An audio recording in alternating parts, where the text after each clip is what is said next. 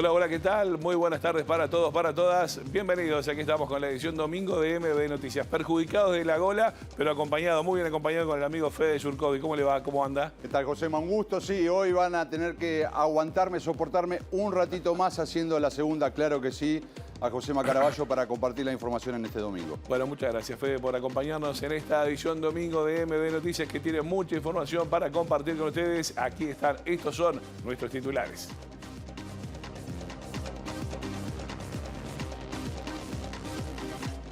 Organizaciones sociales celebraron la caída del proyecto Neptuno, pero mantienen dudas sobre si el nuevo contrato para una nueva planta potabilizadora en Aguas Corrientes violará el artículo 47 de la Constitución. El expresidente Luis Lacalle Pou lamentó la decisión de eliminar el proyecto Neptuno y la definió como netamente política y técnicamente desacertada, responsabilizando al presidente Yamandu Orsi por eventuales perjuicios. En los próximos días se sabrá si tras perder los fueros, el ex senador y líder de Cabildo Abierto Guido Manini Ríos es formalizado por omisión de los deberes del funcionario público tal como lo había solicitado Fiscalía en 2019. Varios sectores del Partido Nacional le reclamarán este lunes al presidente del directorio, Álvaro Delgado, que cumpla con la promesa y renuncie a la banca en el Senado para dedicarse de lleno a la conducción partidaria. El ex candidato colorado a la intendencia de Paysandú, Gino Belvedere, pidió a la Comisión de Ética Partidaria que sancione a los dos exdiputados que en mayo hicieron campaña por los candidatos blancos a la comuna. El Poder Ejecutivo rechazó contestar un pedido de acceso a la información sobre si las vacunas Pfizer anti-COVID usadas en Uruguay tenían autorización definitiva de la Fed estadounidense o era provisoria. Un informe de la televisión colombiana reveló que Uruguay tiene la docena de huevos más cara de Latinoamérica y el Caribe, ocupando el segundo lugar mundial detrás de Estados Unidos.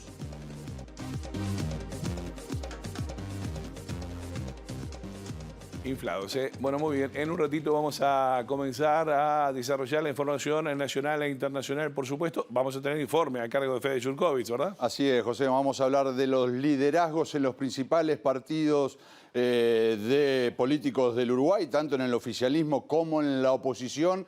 Empieza la semana bien cargadito, en unos minutos nada más ampliamos. Está muy bien. Bueno, y lo que pasa en exteriores, como siempre, lo tenemos en el móvil de Sofía Adriz, a quien ya saludamos y recibimos. Hola, ¿cómo están, compañeros? Sí, así es. Les cuento que en un rato vamos a estar conversando con Pablo Ferreri, presidente de OCE, que nos va a estar contando sobre la cancelación del proyecto Neptuno, las obras que se realizarán en su lugar y sus expectativas para el presupuesto nacional. Así que en unos minutos volvemos con más información. Muy bien, Sofía, muchas gracias. En un rato vamos a retomar el contacto contigo. Nosotros ahora vamos a comenzar el desarrollo de la información. Ustedes saben que el proyecto Neptuno, tal como había sido anunciado por el anterior gobierno, ya no existe desde el día viernes, tras el anuncio del acuerdo alcanzado por el consorcio privado por parte del secretario de Presidencia, Alejandro Sánchez, ¿no? Así es, José. En minutos nada más vamos a repasar todas las reacciones a nivel de las organizaciones sociales, justamente, y también a nivel político, pero si les parece, repasamos antes cómo comunicaba el gobierno el viernes la decisión. Pero en función de las restricciones fiscales, en función de las necesidades económicas que tiene el país, es que hemos logrado en el marco de este contrato poder realizar estas obras tan importantes que garantizan ese objetivo principal y hacerlo incluso con un costo de 2/3 de lo que estaba planteado en el contrato original. Es decir, que logramos abaratar 1/3 de los recursos que estaban disponibles para la construcción de lo que era en aquel momento el proyecto Neptuno. Estamos muy contentos con este acuerdo, que también implica otro componente importante que tenía los desafíos del proyecto Neptuno y que estaban dentro del debate, de alguna manera, de discusión del proyecto Neptuno, y es que la gestión de la potabilizadora de agua potable que vamos a construir va a estar llevada adelante al frente por la OCE y, por tanto, también en esto salvamos las discusiones o las interpretaciones con respecto al artículo 47 de la Constitución de la República. Por tanto, este es el acuerdo del que hemos llegado y ahora implica una etapa bien importante de concretar claramente estos acuerdos, que va a implicar, obviamente, modificar el contrato, las adendas correspondientes al contrato, y que el contrato además pase por el Tribunal de Cuentas a efectos de que la cristalinidad, la transparencia y el apego a las normas sea lo que corresponde hacer en este tipo de situaciones. Así que en función de ello también hemos firmado en el día de hoy una prórroga hasta el 31 de agosto a efectos de que de aquí al 31 de agosto podamos cambiar estas cláusulas de contrato para garantizar esto que estamos anunciando el día de hoy y que el Tribunal de Cuentas pueda considerar esa revisión del contrato a efectos de que el año próximo podamos contar ya con el comienzo de las obras. Bueno, y desde la oposición las críticas no se hicieron esperar, valorando la decisión como errada y también negativa para el país. Así es, Josema. Entre las principales críticas vamos a destacar la del ex presidente Luis Lacalle Pou, justamente porque en marzo de 2021 había anunciado en el Parlamento que iba a ser la obra más grande en la historia del país y en las últimas horas fijó posición en sus redes sociales. El expresidente Luis Lacalle Pou publicó en su cuenta de X que el proyecto Neptuno estaba planificado desde hacía décadas, que al comenzar su mandato lo anotó en el pizarrón de las prioridades y que luego de la pandemia aceleró las gestiones para terminar firmando el contrato poco antes de finalizar el mandato. Hoy el gobierno toma una decisión netamente política y técnicamente desacertada. No diversifica la fuente de agua, que es vital, utilizando la misma cuenca y demorando así muchos años en obtener esa supuesta reserva, opinó Lacalle Pou. En tanto, el expresidente manifestó que los motivos ajenos al proyecto en sí nos hacen perder el tiempo y equivocar el rumbo, y que como siempre las malas decisiones las pagan los uruguayos. Esperemos no tener que vivir otra sequía como la de hace un par de años. La responsabilidad es del presidente Yamandú Orsi y su equipo, escribió el dirigente blanco. Bien, mientras nos vamos ajustando a esta nueva dinámica que tenemos hoy, este domingo 20 de julio, Día del Amigo, Josema, vamos a celebrarlo también en este momento con todos. Vamos a empezar a repasar las repercusiones a nivel de las organizaciones sociales, y cuenta sobre todo la de los tucutucu que se formaron justamente en marzo de 2021, luego del anuncio del expresidente, entonces presidente Lacalle Pou en el Parlamento, sobre el proyecto Neptuno. Obviamente celebraron la noticia y seguirán todo lo que ocurra a partir de ahora con mucha atención. Acá en la zona, en el territorio, la verdad que la noticia la tomamos muy, muy bien. Obviamente estamos aguardando lo que diga el contrato para, poder saber qué hacer, ¿no? Nosotros, ustedes ya sabrán, somos uno de los que promovimos medida cautelar y también un inicio de un juicio. Entonces, sí o sí necesitamos conocer lo que dice ese contrato para, desistir de esta medida cautelar, de este juicio inicial, o ver en dónde nos paramos. Ahora con esta noticia del gobierno, nosotros entendemos que el artículo 47 hay que respetarlo y el 188 también. Es por eso que tenemos esta cautela, digamos, en no sacar ningún comunicado a este proyecto que era muy perjudicial para la salud. Entonces, lo sentimos como un logro porque realmente iba a perjudicar no solamente en la zona, en nuestro acuífero, sino también quienes iban a abastecerse de estas aguas. Entonces, ahora las alternativas que plantea el gobierno, nosotros no la tenemos estudiada realmente como grupo, no hemos estudiado esa alternativa. Enviamos una nota formal amparándonos en el artículo 47, en la ley 18.610 y en todos sus artículos, solicitando la Comisión de Cuencas, ¿no? Del arroyo Sauce o del acuífero Raigón. Bueno, allí estaba la palabra de una de las organizaciones, el movimiento Tucutucu. También se expresaron los integrantes de redes Amigos de la Tierra en igual sentido a raíz de la decisión del Poder Ejecutivo. Consultamos a Selva Ortiz, que dijo que todas las organizaciones que componen la Comisión Nacional en Defensa del Agua y de la Vida tienen claro o consideran que este cambio, esta posición, fue posible gracias a la lucha social. Primero, la lucha paga, como dicen muchos, y para nosotros estamos muy contentos. O sea, realmente tirar Neptuno, que se hayan escuchado todos los argumentos, que toda la movilización social, a la academia, a la Universidad de la República, y que, tengamos sentido común en entender que el Río de la Plata no es una fuente de agua para consumo humano. Para nosotros, es una muy buena noticia. Esto ha sido realmente una experiencia y porque bueno, acá muchos pusieron el cuerpo, las horas, las ganas y es un gran triunfo de la movilización popular y de la organización social. Estamos esperando ansiosamente que se abran los espacios de participación que todavía no se han abierto en este gobierno y el gobierno anterior los había dejado absolutamente hace más de 2 años que no se convocan porque entendemos que todo esto que ocurrió, bueno, ahora tiene que pasar por los espacios de participación, tenemos que tener conocimiento de qué implican estas obras, de qué son, entendemos que volver a mirar el río Santa Lucía y abandonar el río de la Plata como fuente de agua potable es muy importante porque es lo que afirmamos y lo que defendimos durante todos estos años, que la audiencia lo entienda. Esto nos impacta a todos. No vamos a tener en nuestras canillas agua como tuvimos en la crisis hídrica, que era lo que iba a implicar tener Neptuno construida. Y otra de las patas principales de la oposición al proyecto Neptuno fue justamente la Federación de Funcionarios de OCE. Su presidente Carlos Larrosa expresó satisfacción por lo logrado, pero se mantuvo cauto a la hora de valorar el nuevo proyecto, tanto a la espera de que se conozcan los detalles y el nuevo contrato.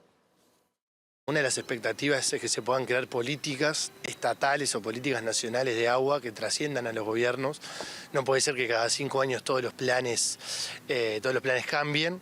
Las obras que se anunciaron son obras que estaban previstas de acá al 2035, al 2045. Hay que reforzar el suministro de agua en el área metropolitana, pero también en todo el país. Entonces necesitamos que estos proyectos tengan viabilidad más allá del gobierno de turno. En cuanto a las obras que sí impulsará el gobierno, como la construcción de la represa en Casupá y de las nuevas potabilizadoras, Larrosa comentó que esperarán a analizar los proyectos en mayor profundidad cuando haya más detalles. Bueno, no tenemos la información en profundidad, tenemos los titulares, queremos analizarlos. Son proyectos que sí estaban previstos en otros planes, como te dije, a futuro, pero mientras se cumpla lo que es el artículo 47 de la Constitución de la República, que no sea una privatización y que se cumplan también el llamado de las comisiones de Cuenca para darle participación y también voz a la ciudadanía, nosotros no tenemos mayores discrepancias por ahora con esos proyectos. Estamos en estos días en una lucha presupuestal, se va el presupuesto de 12 horas el 31 de julio y más allá de esta gran victoria del proyecto Neptuno, se necesita ingreso de personal, se necesitan inversiones en todo el país y bueno, estamos luchando para que sean las mayores posibles. Bueno, y hubo más repercusiones a propósito de la decisión del Poder Ejecutivo. Varios referentes a nivel político se expresaron, entre otros la vicepresidenta de la República, Carolina Cose, quien dijo, entre otras cosas, que las cosas volvieron a su cauce. Más que marcha atrás, yo lo que diría es que las cosas volvieron a su cauce. La verdad que esto es un proyecto de que siempre nos pronunciamos claramente, que no era ni oportuno ni iba a resolver los problemas hídricos. Sin embargo, la realización de Casupá o de otras obras en aguas corrientes sí eran necesarias. Así que yo estoy realmente muy contenta de que las cosas hayan vuelto a su cauce, porque el agua es un recurso muy importante, alrededor del cual habrá que hacer muchas más cosas. El ambiente es un tema central y este es un paso sustantivo en ese camino. Cerramos entonces el capítulo Neptuno, pero antes vamos a cumplir con lo anunciado por Sofía Adri al comienzo del informativo. En la conferencia de prensa del viernes ustedes vieron a Alejandro Sánchez dirigir ese momento, pero estaba acompañado tanto por Alejandro Ruibal, del consorcio privado, también por el ministro de Ambiente, Edgardo Ortuño, y por el presidente de OCE, Pablo Ferreri, que hasta el momento no se había pronunciado sobre el tema. Lo hace aquí por primera vez en MD Noticias con Sofía Adri. Josema, como lo adelantábamos hace un rato, tenemos por acá a Pablo Ferreri, presidente de OCE, a quien le vamos a estar haciendo algunas preguntas con respecto a la cancelación del proyecto Neptuno. Pablo, muchas gracias por hablar con nosotros. Alejandro Sánchez, en conferencia de prensa el otro día, mencionaba que la gestión correrá por parte de OCE y que así se evitaría el incumplimiento del artículo 47 de la Constitución. ¿Cómo se organizará la gestión de estas nuevas obras? Bueno, primero que nada estamos muy conformes con el acuerdo alcanzado porque creemos que con el nuevo diseño de obras que estamos acordando, que están dentro del objeto del contrato, porque en definitiva sigue siendo una planta potabilizadora de agua, líneas de aducción y una reserva de agua bruta. Lo que estamos haciendo es relocalizando estas obras con el objetivo incambiado, que es el de asegurar el abastecimiento de agua potable en el área metropolitana en 2045. Creemos que esta es una relación costo-eficiencia mucho mejor. Y hemos alcanzado esta solución, yo quiero también destacarlo especialmente, porque hemos tenido un proceso de diálogo muy intenso y muy fructífero, con todas las partes muy dispuestas al diálogo entre el gobierno y el consorcio que tenía este contrato firmado. Hubo muy buena predisposición de las partes, se trabajó con mucha profesionalidad, con mucho rigor y se llegó a esta solución que involucra hacer la misma planta productora de agua potable de 200.000 metros cúbicos diarios, pero relocalizándola en la zona de aguas corrientes, en la cuenca del Santa Lucía, lo cual reduce enormemente los costos por la infraestructura que se va a aprovechar, que ya ahí existe, pero además, y esto también es importante y no siempre se dice, los costos de energía y de bombeo de agua son mucho menores porque no hay 70 kilómetros como había entre Arasatí y Melilla con el diseño anterior. Luego se estarán mejorando y reforzando las líneas de distribución hacia el este del área metropolitana, que es donde ha crecido la demanda a través de la quinta y la cuarta línea de bombeo. Y otro tema bien importante es que la reserva de agua bruta se estará realizando en la zona de Solís Chico, junto con una pequeña planta potabilizadora, lo cual permitirá asegurar el abastecimiento del agua potable hacia el este de la Costa de Oro, donde también se extenderán las redes.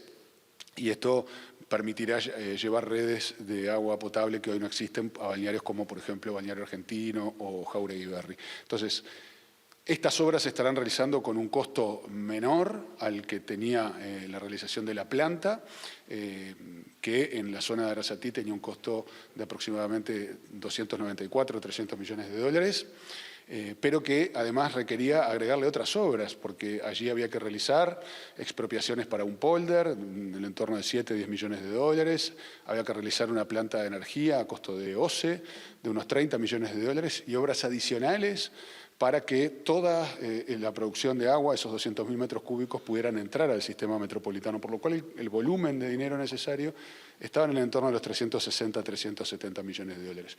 Bueno, con un volumen similar se podrán estar realizando obras que mencioné anteriormente y también la obra que hoy es más urgente de realizar en el sistema metropolitano, que es la reserva de agua bruta en la cuenca de Santa Lucía, que es la represa de Casupá.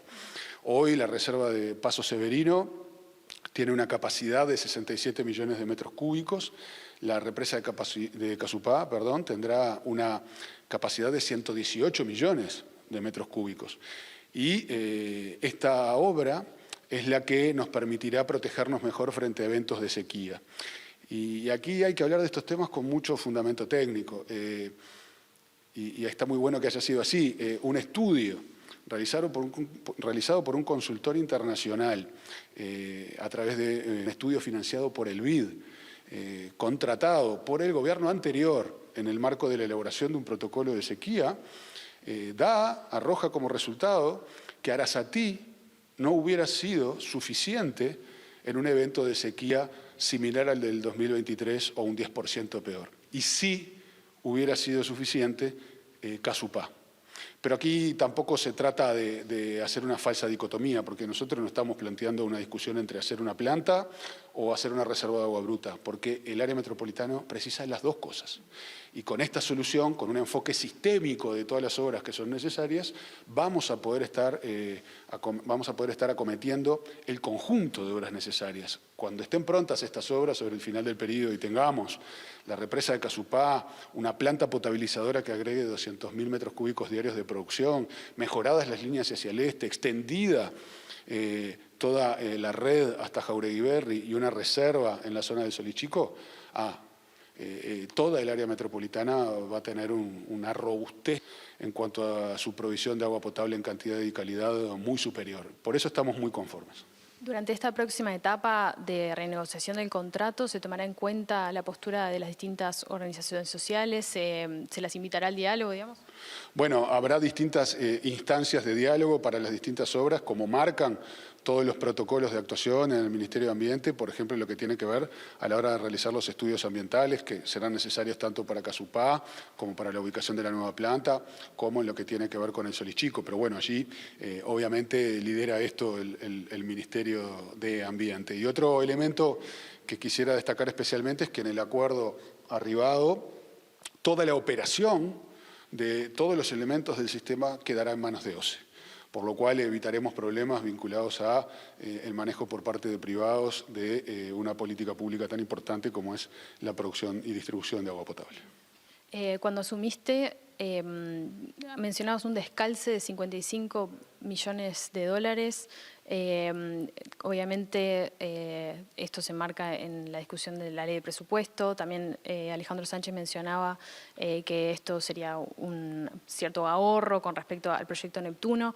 Realmente, ¿qué significa para el presupuesto de OCE este cambio de planes, digamos, y qué expectativas tienen para esta nueva ley de presupuesto? Bueno, OCE tiene por delante desafíos muy importantes en materias de inversión, que son estos que mencionamos junto con otros, como los vinculados a saneamiento. Tiene una carencia importante en su estructura de personal, perdió cerca de 1.000 funcionarios desde el 2018 a la fecha y tiene problemas estructurales financieros que van más allá de un periodo u otro. Esto también hay que marcarlo en una mirada histórica.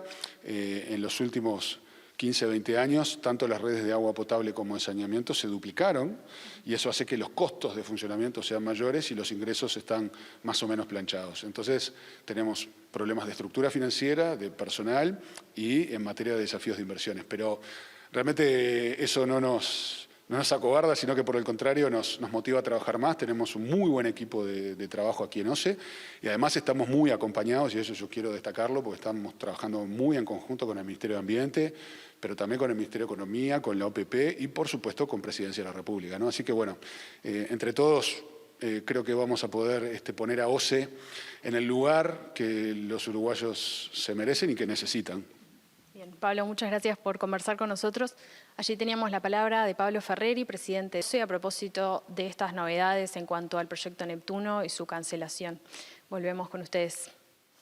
Muy bien, Sofía, muchas gracias a vos, al equipo y por supuesto a nuestro entrevistado. Nosotros tenemos otros asuntos para compartir con ustedes. Sí, exactamente. Vamos a hablar ahora de temas judiciales, pero también del ámbito político. Fuentes, justamente del Poder Judicial, confirmaron a MBD Noticias que en los próximos días, quizás semanas, se pronunciará la Fiscalía sobre si el ex senador Guido Manini Ríos puede ser todavía formalizado por omisión de los deberes del funcionario público, como lo había solicitado justamente la Fiscalía en el año 2019. Sí, recordemos que el pedido había sido porque, siendo comandante en jefe del Ejército, Manini no informó de la confesión realizada por el represor José Gavazo ante un tribunal de honor sobre el asesinato y la desaparición del estudiante Roberto Gomenzoro Hoffman en 1973.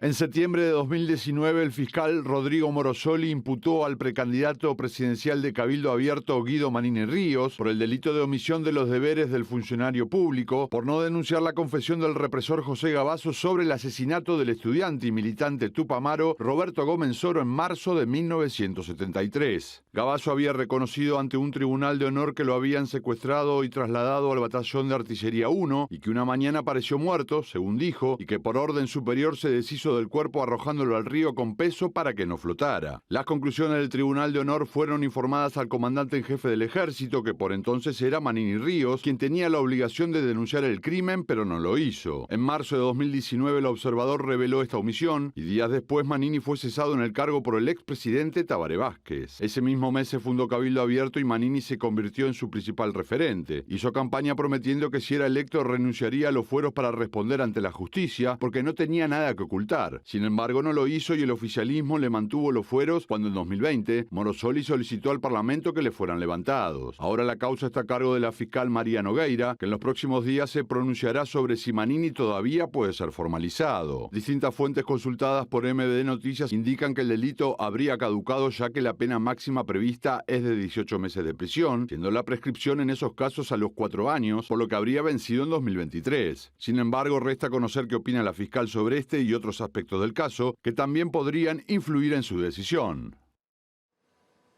Ya veremos entonces qué dice la fiscal Nogueira sobre este caso. Mientras tanto, cambiamos de tema y les decimos que el Poder Ejecutivo acaba de contestar un pedido de acceso a la información pública que buscaba saber si las vacunas de Pfizer aplicadas en Uruguay contra el COVID-19 tenían la autorización definitiva de la FED estadounidense. Ustedes saben, es el organismo que habilita los medicamentos en Estados Unidos, lo cual vale a nivel mundial, o si por el contrario tenían una autorización provisoria, lo que implica que no fueron testeados. La solicitud fue realizada por Jacques Fouquex, director de OpenDycon, empresa especializada en software para imagenología, vinculado a la comisión preinvestigadora creada en diputados a pedido de la bancada de Identidad Soberana, integrada por Gustavo Salle y Nicole Salle, sobre el tema vacunas y COVID-19. Fouquex formó parte del equipo que asesoró a Identidad Soberana en la preinvestigadora, que entre el 19 y 20 de marzo analizó si había mérito para crear una investigadora, siendo rechazado este extremo por el resto de los partidos políticos. Tanto Gustavo como Nicole Salle sostienen que las vacunas Pfizer no estaban testeadas, teoría que la escritora estadounidense Naomi Wolf asegura haber probado con su libro los documentos de Pfizer, cuyo contenido fue incorporado a la preinvestigadora. El libro denuncia que el ensayo clínico de la vacuna de ARN contra COVID-19 de Pfizer tuvo graves deficiencias y que para noviembre de 2020 la compañía farmacéutica sabía que su vacuna no era ni segura ni eficaz. A Uruguay las primeras 50.000 vacunas Pfizer llegaron el 10 de marzo de 2021 y en la solicitud de acceso a la información pública Fouquex quería saber si estaban aprobadas definitivamente por la FED estadounidense o si por el contrario solo habían recibido una autorización de uso de emergencia otorgada en determinadas circunstancias sin probar los productos. Con la firma del prosecretario de Presidencia, Jorge Díaz, el Poder Ejecutivo contestó el 9 de julio que no era posible responder la solicitud porque el organismo que debería hacerlo es el Ministerio de Salud Pública. Habrá que ver ahora si el solicitante, reclama el pedido ante el Ministerio de Salud Pública siguiendo la sugerencia de Presidencia. Sabemos que en su momento la justicia, a pedido del Poder Ejecutivo, tampoco reveló el tipo de contratos. Vamos a seguir hablando de vacunas porque en este contexto, en las próximas horas, una familia de Nueva Palmira estará procesando una nueva operación para uno de sus integrantes. Se trata de Ayrton Olivera Luján. Él tenía 17 años cuando se vacunó con Pfizer para poder ingresar al Liceo Militar entre agosto y septiembre de 2021. Fue de los primeros menores en recibir este tipo de productos en Uruguay. Después de la primera dosis comenzaron los problemas físicos y luego de la segunda se agravaron al punto que le diagnosticaron encefalomielitis desmielinizante aguda diseminada. Esto que implica que le impide valerse por sí solo.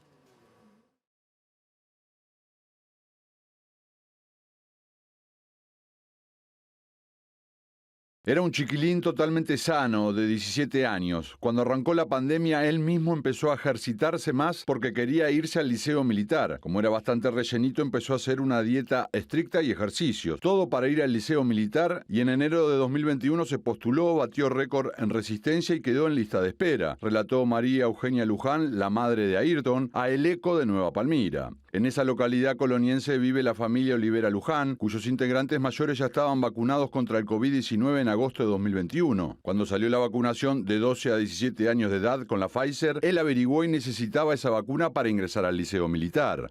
Daniel, su papá, aseguró que Ayrton no quería dársela. Decía, no sé lo que tiene, yo no me voy a vacunar. Le hablamos, le explicamos la situación de todos, que solo faltaba él. Y como se lo pidieron del fútbol y para ir a estudiar, se dio la Pfizer. Su mamá Eugenia aclaró que nosotros no estábamos en contra de la vacuna, pero lo que pasó cambió mucho nuestra opinión. En agosto de 2021, Ayrton recibió la primera dosis y empezó a sentir dolores en distintas partes del cuerpo, principalmente en la cintura. A los 15 días y ya en septiembre recibió la segunda y ya nada volvería a ser igual. A los pocos días fue internado prácticamente sin actividad neuronal ni física, al punto que su familia temía que quedara vegetativo. Sin embargo, en base a diversos tratamientos en Argentina y en Uruguay, con participación inclusive de la Teletón, posibilitaron que comenzara a mejorar dentro de un cuadro sin diagnóstico definitivo y que se estima irreversible. Su familia acaba de iniciar una nueva campaña para recaudar fondos porque debe ser operado otra vez, en este caso para colocarle una válvula de flujo en su cráneo que le ayuda a eliminar el líquido que se genera diariamente porque su cuerpo no lo puede hacer por sí solo, lo cual determina que sufra convulsiones cuando se acumula y comienza a presionar su cerebro. En las últimas horas hablamos con Eugenia Luján, la mamá de Ayrton. Queríamos tener más detalles, poder hacer una nota para contarles también a ustedes, por ejemplo, cuál ha sido la respuesta del Estado ante esta situación. Eugenia nos explicó que justamente están abocados a esta operación, a prepararse, están esperando y deseando que salgan bien como las anteriores, que han ido mejorando la calidad de vida de Ayrton, pero no a como era antes. Se excusó Eugenia, pero posteriormente sí va a hablar con nosotros y nos comprometemos entonces a seguir el caso y traer la información cuando sea posible. Bueno, muy bien, esperemos qué pasa entonces. Nosotros ahora vamos a cambiar de tema y hablamos de economía doméstica porque la Cámara de Diputados trabaja sobre un proyecto de ley para limitar las tasas de interés abusivas que cobran algunos bancos y también financieras y al mismo tiempo aliviar la situación de miles de familias de menores recursos endeudadas por encima, además de sus capacidades. La iniciativa, según explicó a MD Noticias, el diputado por el Frente Amplio Pablo Intamuzú, busca solucionar un problema endémico, en este país y a su vez también facilitar, aliviar la carga para los que ya están endeudados.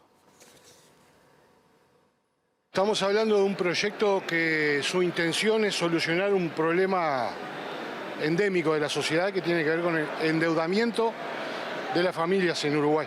Hay 1 millón de personas en el clearing, hoy por hoy, y bueno, es un poco retomar lo que en algún periodo anterior se quiso legislar, se trabajó sobre el tema, no se llegó a una solución. El proyecto de ley tiene básicamente 3 bloques, uno que fija las tasas de interés, eliminando la usura, un segundo bloque que plantea una reestructura de las deudas actuales para que la gente pueda volver a tomar crédito, y un tercer bloque que tiene que ver con medidas profilácticas de prevención para que la gente sepa y esté informada de sus derechos a la hora de tomar un crédito.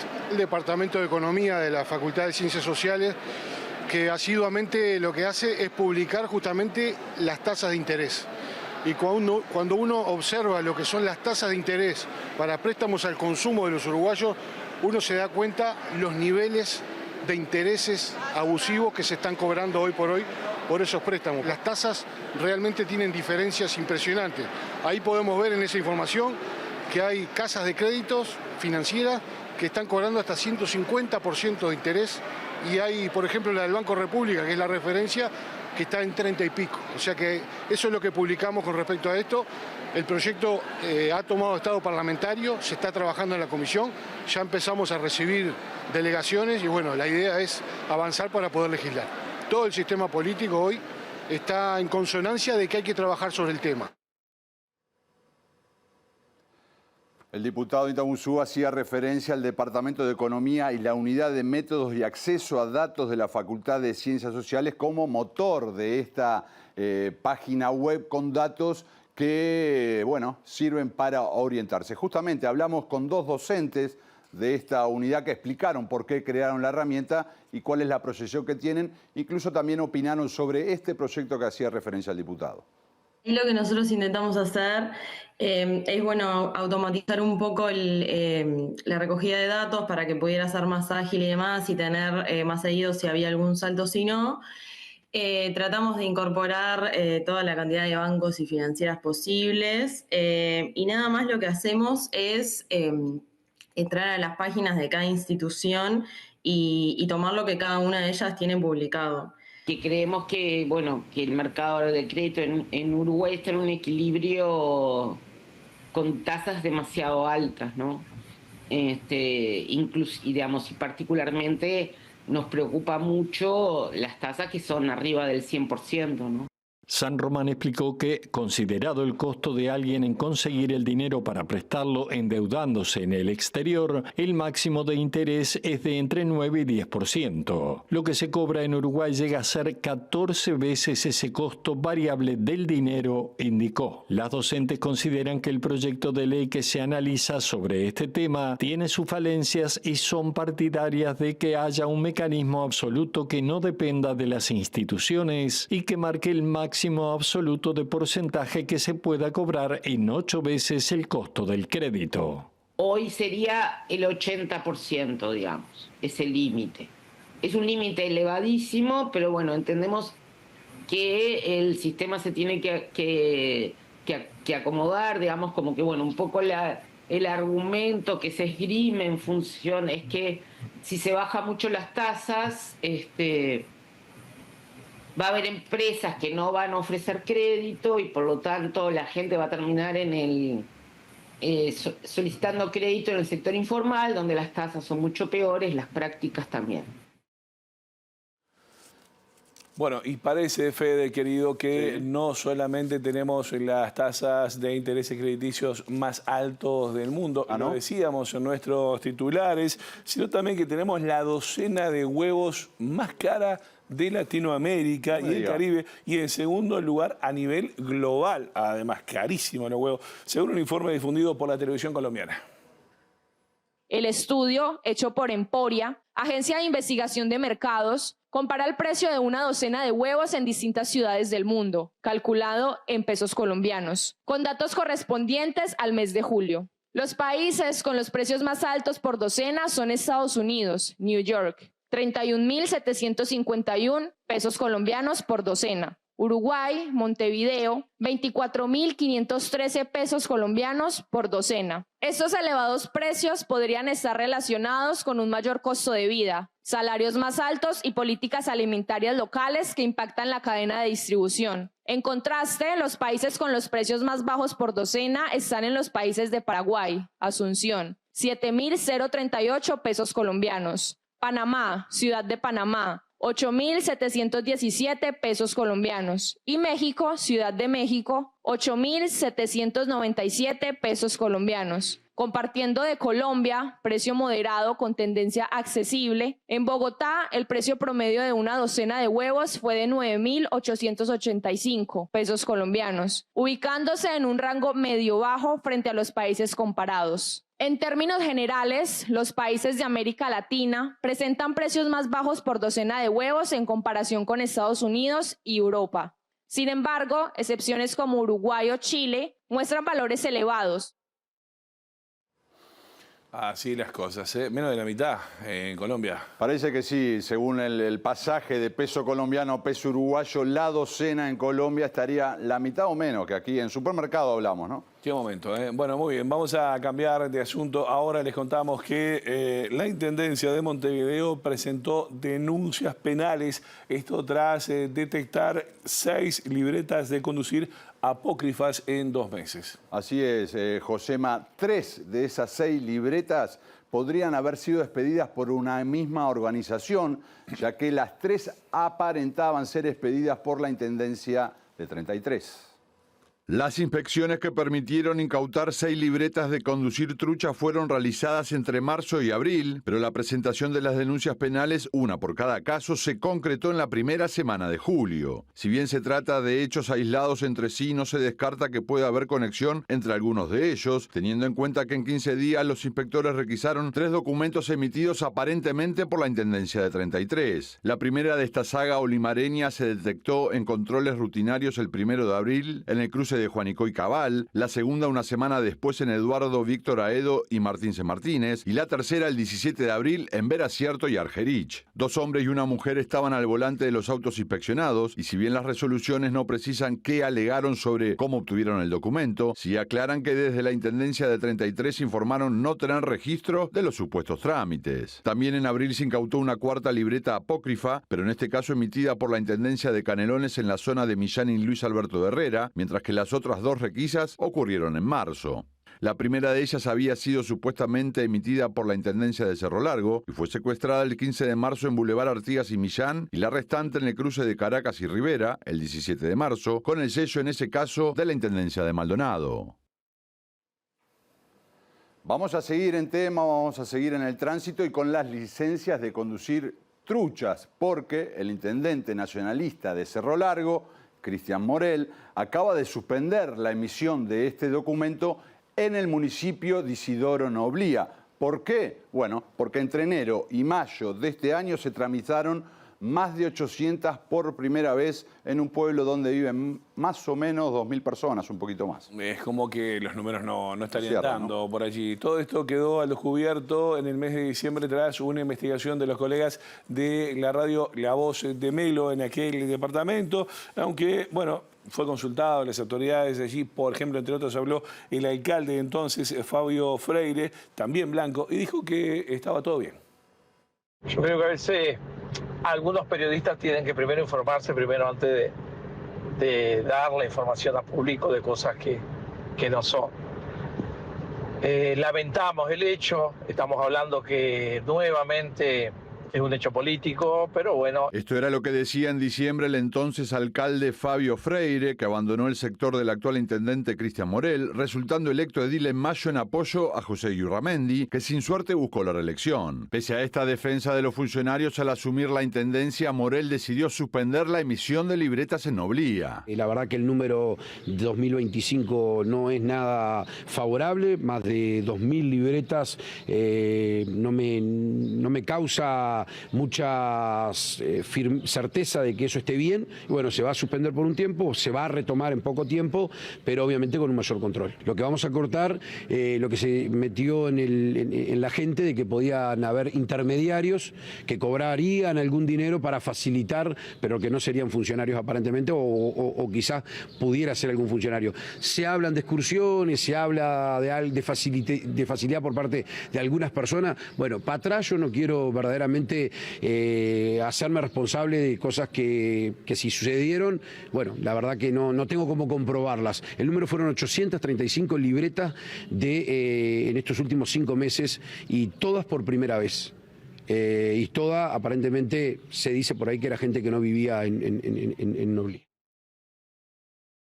Bueno, muy bien. Momento de informe especial a esta hora, como siempre, como todos los domingos, de Federico Jurkovic, que hoy lo tenemos desde el arranque. ¿Cómo va hasta ahora? ¿Bien? Muy bien, Josema. No sé qué opinará la gente, ya nos enteraremos. ¿Cómo me ve usted? ¿Bien? Yo lo veo bárbaro y además me viene genial. Me está haciendo el aguante de una manera formidable. Lo estoy disfrutando, Josema, por favor. Informe especial, Jurkovic. Ahora sí, a laburar. Cuénteme. Yo lo que quiero es que aparezca la placa primero. ¿Quiere que aparezca la placa? No. Mira, ahí está. Bueno, ahí está. Qué linda placa. Lo hizo de nuevo Omar Izaguirre.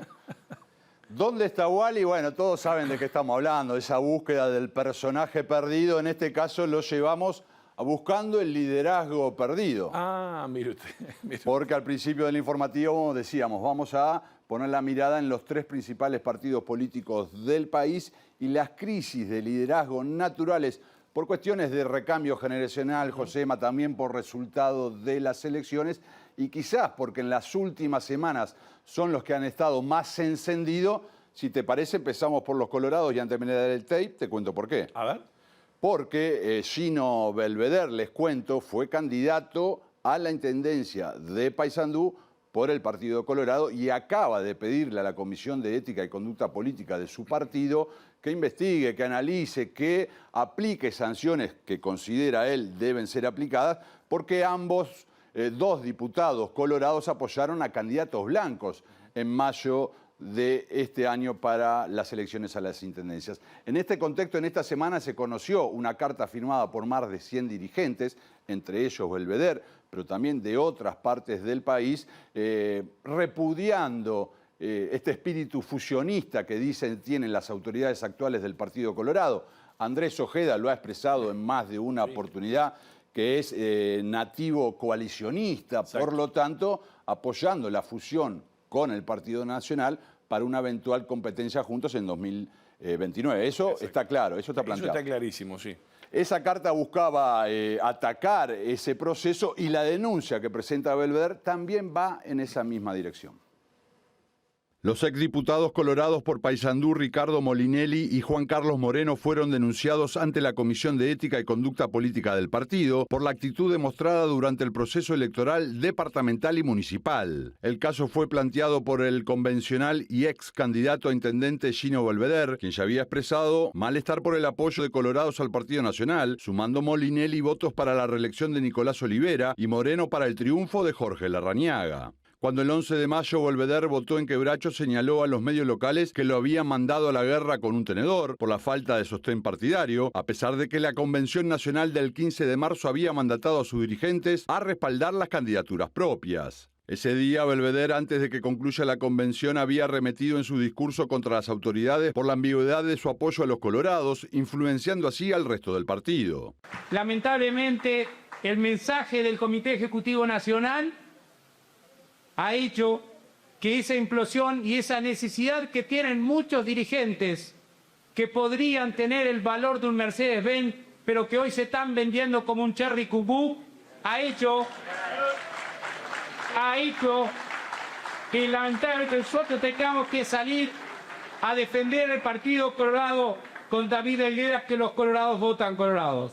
En su pedido ante la Comisión de Ética, Belvedere reclama aplicar sanciones, porque en algún momento alguien le tiene que poner el cascabel al gato. El asunto es sencillo: o seguimos como vamos, que estamos desapareciendo como partido, o realmente se le hinca el diente al problema y empezamos a cambiar, dijo Belvedere, actual concejal en Quebracho, citado por el portal 2011.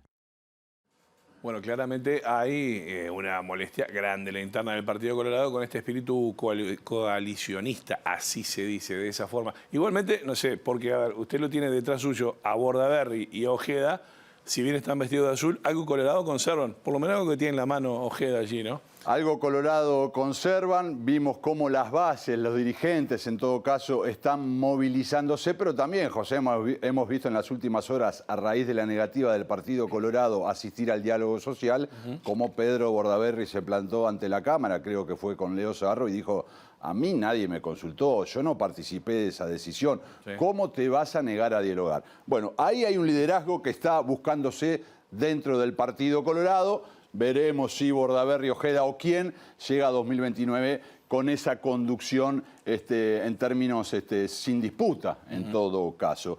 Veíamos recién que mucha de la bronca, de la rabia que hay dentro del Partido Colorado tiene que ver con esta asociación hacia el Partido Nacional, que en algún momento se llamaba la coalición Rabanito, pero que no estaba formalmente como ahora. Sí, ya hay una experiencia electoral en las municipales y se lleva para 2029.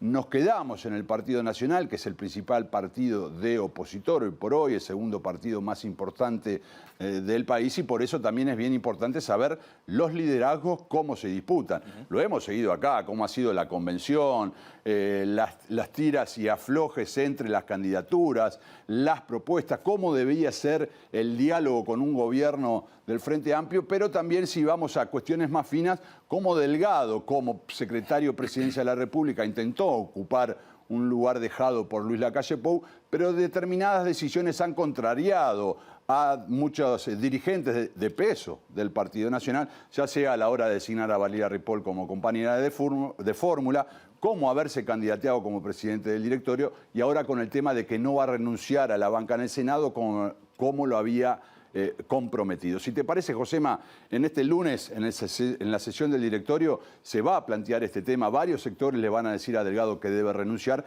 Hagamos un repaso por cómo lo plantean distintos dirigentes del Partido Nacional. Corresponde, si se va a dedicar al directorio, efectivamente, no correspondería que perciba un salario como él dice que no va a percibir.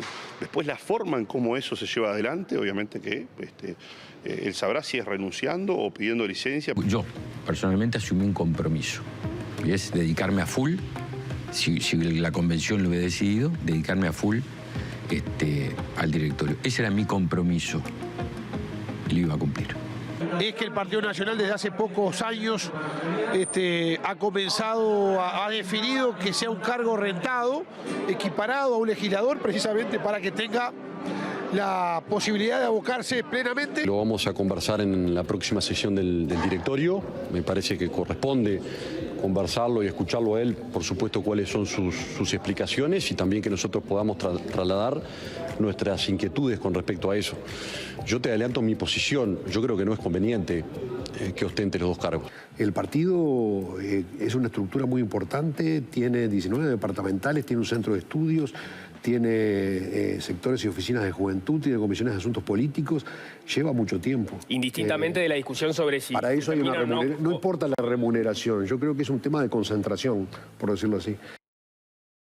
Algo me dice que va a ser intenso el encuentro mañana allí en la Ciudad Vieja, Fede. Sin duda, José. Aparte, Alejo Umpierres, el último que escuchábamos, es del sector Aire Fresco y también es uno de los que no fue a la convención y no votó por su candidato, por el líder de su sector en una interna blanca bien compleja. Quizás en el Frente Amplio, el principal partido político del país ya desde hace muchas décadas, esta lucha de liderazgo no se vea tan manifiesta como lo estamos viendo en el Partido Nacional, el Partido Colorado. Hablar de Cabildo Abierto, sabemos la crisis de liderazgo que hay, también el Partido Independiente, no es por desmerecer, pero vamos a concentrarnos en estos tres partidos principales. Decía, en el Frente Amplio hay varias características a tener en cuenta. Es la primera vez que impresa un periodo de gobierno o que se prepara para una futura elección sin ninguno de sus principales referentes históricos vivos, digamos. Ha fallecido ya Tabaré Vázquez, ha fallecido Danilo Astori, ha fallecido recientemente, y el último de ellos, José Mújica, y muchos de también los referentes históricos fallecieron anteriormente, y los que quedan tampoco tienen esa predominancia sobre la interna partidaria. Entonces, José, ahí surgen dos personas naturalmente. Una de ellas es el presidente Yamandu Orsi, que estamos viendo con un clima dialoguista que lo ha llevado adelante en toda su gestión en la Intendencia de Canelones, logrando votos claves de tanto del Partido Nacional como del Partido Colorado para poder llevar adelante proyectos que por sí solo no podría. Y esto también está generando una nueva forma de hacer política dentro del Frente Amplio. ¿Por qué te digo esto? Porque, por ejemplo, en Salto han invitado a un edil que era del Frente Amplio a integrarse al gobierno de Albizu, y el FA en Salto lo amenazó con aplicarle sanciones cuando desde el gobierno nacional Orsi le ofrece cargos a Carolina H. y a Beatriz Argimón, y el Partido Nacional y el Partido Colorado amenazan con aplicar sanciones. Dicho sea de paso, no hay fecha todavía para mandar las venias de H.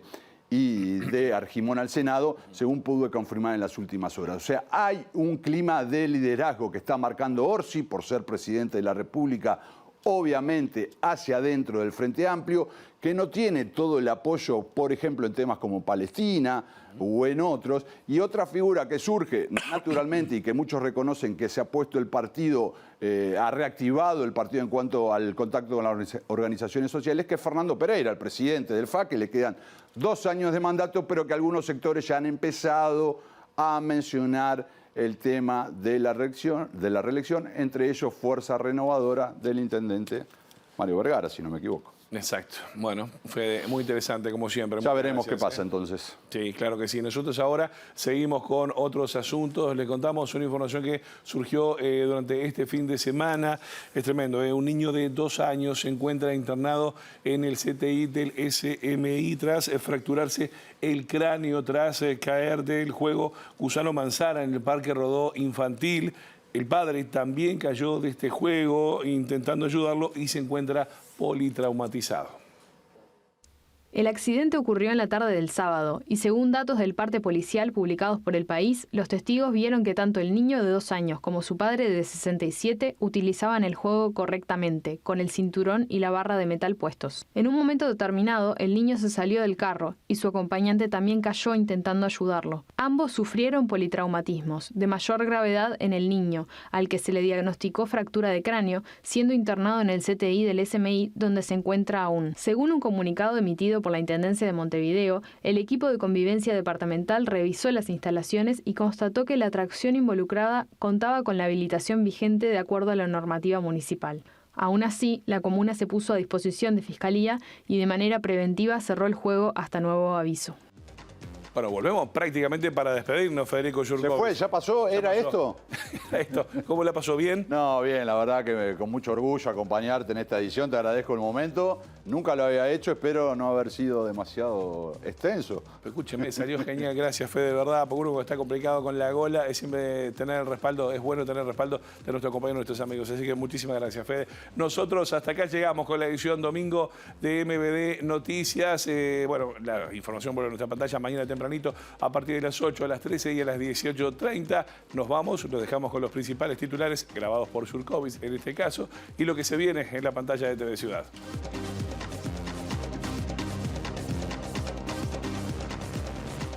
Organizaciones sociales celebraron la caída del proyecto Neptuno, pero mantienen dudas sobre si el nuevo contrato para una nueva planta potabilizadora en Aguas Corrientes violará el artículo 47 de la Constitución.